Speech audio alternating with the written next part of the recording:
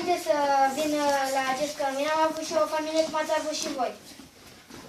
Într-un timp, înainte să vin la acest cămin, tatăl meu și mama mea nu se mai înțelegeau. Din acest conflict, tatăl meu s-a dus la un magazin. Și acolo am întâlnit niște oameni care nu au putut să se înțeleagă cu ei. Unul dintre ei l-a lovit și prin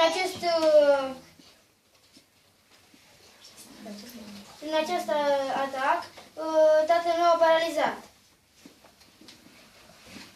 După mai mult timp, mama mea a fost bolnavă. În urmele analizei,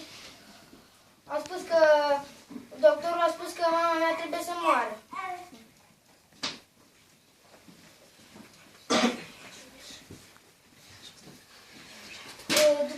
După un scurt timp, mama mea a murit.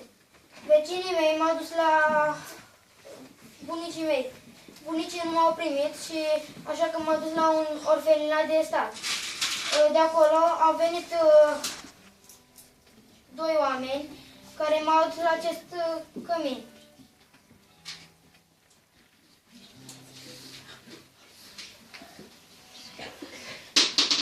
Aici l-am cunoscut pe Dumnezeu și pe ceilalți copii.